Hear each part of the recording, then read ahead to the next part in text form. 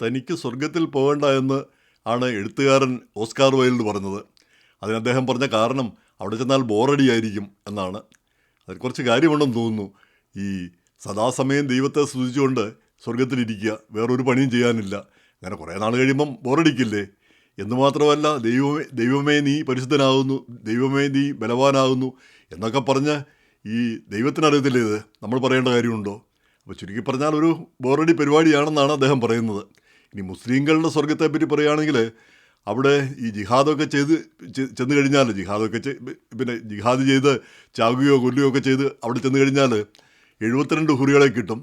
പിന്നെ അങ്ങനെ അല്ലാത്തവർക്ക് അത്രയൊന്നും കിട്ടത്തില്ല സാധാരണക്കാർക്ക്. അപ്പോൾ എന്തായാലും 72 ഹുറികളുണ്ടെങ്കിലും ഒരു 10,000 വർഷം അവരുടെ കൂടെ കഴിയുകയാണെങ്കിലത്തെ സ്ഥിതി എന്താവും? ഈ സ്വർഗവും അടുത്ത ജീവിതം അനന്തമാണല്ലോ, ഒരിക്കലും അവസാനമില്ലാത്തത്. അപ്പോൾ അത് 1000 വർഷം 10,000 വർഷമൊക്കെ കഴിയുമ്പോഴത്തേക്ക് ബോറടിക്കില്ലേ? അപ്പോൾ ചുരുക്കി പറഞ്ഞാൽ ഈ സ്വർഗസങ്കല്പം ഒന്ന് തിരുത്തി എഴുതേണ്ട ഒരു കാലമായെന്ന് തോന്നുന്നു. അപ്പോൾ അതിന് നല്ലൊരു പിന്നെ ഇതിപ്പോൾ പറയാനായിട്ടൊരു കാര്യമുണ്ട്. അതായത് ഈ മലയാളിയുടെ കമൻറ്റ് കോളത്തിൽ ഈ റെജീസ് നെടുങ്ങാളപ്പള്ളി, അതുപോലെ തന്നെ സുധീർ പണിക്ക വീട്ടിൽ, ജയൻ വർഗീസ്, ജോൺ വേറ്റം, ഇവരൊക്കെ എഴുതുന്ന കമൻറ്റുകളും നൈനാൻ മാത്തുള്ള ഇങ്ങനെയൊക്കെയുള്ളവർ ഇവർ എഴുതുന്ന പിന്നെ വാദപ്രതിവാദവും കമൻറ്റുകളും വാസ്തവം പറഞ്ഞാൽ വളരെ ചിന്തോദ്ദീപവും വളരെ പിന്നെ നല്ലതുമായിട്ട് എനിക്ക് തോന്നുന്നു. പിന്നെ വാസ്തവം പറഞ്ഞാൽ എത്രയോ ഒറിജിനൽ തിങ്കേഴ്സാണ് അവർ പലരും ഒറിജിനലായിട്ട് ചിന്തിക്കുന്നു. ആ ചിന്തകൾ പിന്നെ അത് കമൻ്റായിട്ട് എഴുതുന്നു. നമുക്കറിയാം അമേരിക്കയിലെ ഒരു പറ്റം ആളുകൾ മാത്രമേ ഇത് വായിക്കുന്നുള്ളൂ എന്നുള്ളതിൽ ഒരു ഖേദമുണ്ട് എനിക്ക്. വാസ്തവം പറഞ്ഞാൽ ഈ പിന്നെ നമുക്ക് വാസ്തവം പറഞ്ഞാൽ ഒരു ഫിലോസഫി ചാനൽ തന്നെ തുടങ്ങേണ്ടതാണ്, ഒരു തത്വചിന്താ ചാനൽ തന്നെ തുടങ്ങേണ്ടതാണെന്ന് എനിക്ക് തോന്നുന്നു. ആളുകൾ ഇങ്ങനെയുള്ള വിഷയങ്ങളെപ്പറ്റി ചർച്ച ചെയ്യാനും സംസാരിക്കാനും. കാരണം പല ആശയങ്ങൾ രംഗത്ത് വരുമ്പോഴാണ് നമ്മൾ അവയെപ്പറ്റി പഠിക്കുന്നത്. ഇപ്പം ഈ കമൻറ്റിൽ തന്നെ റെജീസ് ആണെന്ന് തോന്നുന്നു, റെജീസാണോ സുനിൽ പിന്നെ പറഞ്ഞ മറ്റൊരു കാര്യം, ഈ പിന്നെ യഹോവ എന്നത് പിന്നെ പിന്നെ ഈജിപ്തുകാരുടെ ഒരു ചെറുകിട ദൈവമായിരുന്നു. പിന്നെ അത് ഇസ്രായേലികൾ യഹൂദന്മാർ അടിച്ചെടുത്തുകൊണ്ട് പോയതാണെന്ന്. അത് എത്ര കണ്ട് എനിക്ക് അറിഞ്ഞുകൂടാ, അതിൻ്റെ സത്യമോ വാസ്തവമോ അതൊന്നും എനിക്ക് അറിഞ്ഞുകൂടാ. പക്ഷേ അതുകൊണ്ട് പഴയ നിയമമൊന്നും പിന്നെ കണക്കിലെടുക്കേണ്ട കാര്യമില്ല. പഴയ നിയമത്തിലൊക്കെ വളരെ മോശപ്പെട്ട കാര്യങ്ങളാണ് ഉള്ളതെന്നാണ് പിന്നെ അതിൽ പിന്നെ ചിലർ പറഞ്ഞിരിക്കുന്നത്. അതേ സംബന്ധിച്ചും ഒരു അഭിപ്രായം പറയാനുള്ള കെൽപ്പ് എനിക്കില്ല. പക്ഷേ ഈ പഴയ നിയമം ഇപ്പോൾ കത്തോലിക്ക സഭ പോലുള്ളതൊക്കെ പഴയ നിയമം വളരെ സെലക്റ്റീവായിട്ടാണ് ഉപയോഗിക്കുന്നത്. പിന്നെ ഫുള്ളായിട്ട് ഉപയോഗിക്കുന്നില്ല എന്നാണ് നമ്മൾ പിന്നെ അനുഭവത്തിൽ നിന്ന് കാണുന്നത്. കാരണം ക്രിസ്തു പഠിപ്പിച്ചതിന് നേരെ ഓപ്പോസിറ്റായിട്ടുള്ള കാര്യങ്ങളാണ് മറ്റിടത്ത് കാണുന്നത്. അപ്പോൾ ക്രിസ്തു പഠിപ്പിച്ചതാണ് നമ്മൾ പിന്തുടരുന്നത്. അപ്പോൾ ക്രിസ്ത്യാനി എന്ന് പറയുമ്പോൾ തന്നെ ക്രിസ്തുവിനെ വിശ്വസിക്കുന്നവർ. അപ്പോൾ ഈ യഹോവയുടെ കാര്യം പറഞ്ഞപ്പോൾ ഈ ഇസ്ലാം മതത്തിലെ കാര്യം ഓർക്കുകയാണ്.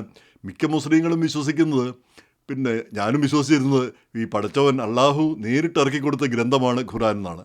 വാസ്തവം പറഞ്ഞാൽ ഈ ഖുറാൻ ഈ മുഹമ്മദ് നബി മരിച്ചതിന് ശേഷം 100-200 വർഷം കഴിഞ്ഞ് ഉസ്ബെക്കിസ്ഥാനിൽ ആ ഭാഗത്തു നിന്നെങ്ങാണ്ട് വന്ന ഒരാളാണ് ഈ പിന്നെ ഖുറാൻ എഴുതിയതെന്ന് പറഞ്ഞാൽ ക്രോഡീകരിച്ച് അതൊരു പുസ്തകമാക്കിയത്. അപ്പോൾ ഇങ്ങനെ പല കാര്യങ്ങളും നമുക്ക് അറിഞ്ഞുകൂടാ. പക്ഷേ ഇങ്ങനെയുള്ള ആളുകൾ ഈ ഇവയെപ്പറ്റിയെല്ലാം ആഴത്തിൽ ചിന്തിക്കുകയും ആഴത്തിൽ പഠിക്കുകയും ചെയ്തുകൊണ്ട് അതിനെപ്പറ്റി അഭിപ്രായം പറയുന്നു. വാസ്തവം പറഞ്ഞാൽ അത് കാണുമ്പം വളരെ സന്തോഷം തോന്നാറുണ്ട്. ഒറിജിനൽ തിങ്കേഴ്സും തിങ്കിങ് എന്തായാലും ഒരു പിന്നെ മോശപ്പെട്ട കാര്യമല്ല. നമ്മൾ ചിന്തിക്കാതെയും പിന്നെ അറിയാതെയും അല്ലെ വെറും പിന്നെ കാണാതെ വിശ്വസിക്കുന്നവർ ഭാഗ്യവാന്മാരെന്നും ബൈബിൾ പറയുന്നുണ്ട്, ക്രിസ്തു പറയുന്നുണ്ട്. പക്ഷേ അറിയാൻ ശ്രമിക്കുകയും അറിഞ്ഞിട്ട് വിശ്വസിക്കാൻ ശ്രമിക്കുക അല്ലെ വിശ്വസിക്കാതിരിക്കുകയും ചെയ്യുന്നത്, അതാണ് നമുക്ക് കുറച്ചുകൂടെ മനസ്സിലാക്കാൻ കഴിയുന്ന കാര്യം എന്നെനിക്ക് തോന്നുന്നു. ജനാലകൾ എല്ലാം തുറന്നിടുക, സത്യം എവിടെ നിന്നാണെങ്കിലും ഇങ്ങോട്ട് വരട്ടെ പിന്നെ എന്നും പറയുന്നുണ്ട്. അപ്പം ആ സത്യം ഏത് ഭാഗത്തു നിന്നാണെങ്കിലും ഏത് വാതിൽ കൂടിയാണെങ്കിലും സത്യത്തെയാണ് നമ്മൾ കണ്ടെത്തേണ്ടത്. അപ്പോൾ അതിൽ പിന്നെ ശ്രീ ജോൺ വേറ്റം പറഞ്ഞൊരു കമൻറ്റ് വളരെ ശ്രദ്ധേയമായിട്ട് തോന്നി. നമ്മുടെ ആത്മാവ് ദൈവത്തിൽ നിന്ന് വരുന്നു, ശരീരം ക്ഷയിച്ചു പോയാലും ആത്മാവ് ക്ഷയിക്കുന്നില്ല, അത് ദൈവത്തിൽ നിന്ന് വരുന്നു, തിരിച്ച് ദൈവത്തിലേക്ക് എത്തുന്നു.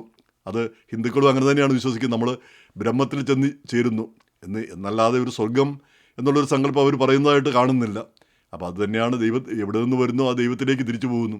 പക്ഷേ അവിടെ ചില ചോദ്യങ്ങളുണ്ട്. ഈ ആത്മാവെന്ന് പറഞ്ഞ കക്ഷി ആരാണ്?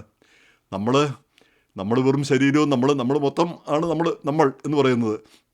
മരിച്ചു കഴിഞ്ഞാൽ പിന്നെ നമ്മളില്ല, നമ്മുടെ ശരീരം പഞ്ചഭൂതങ്ങളായിട്ട് മാറുന്നു. പിന്നെ ഈ ഹിന്ദുക്കളാകെ പെട്ടെന്നാകും. പിന്നെ ഈ സംസ്കാരം ഈ ക്രിമേഷൻ നടത്തി കഴിഞ്ഞാൽ പെട്ടെന്ന് പഞ്ചഭൂതങ്ങളാകും.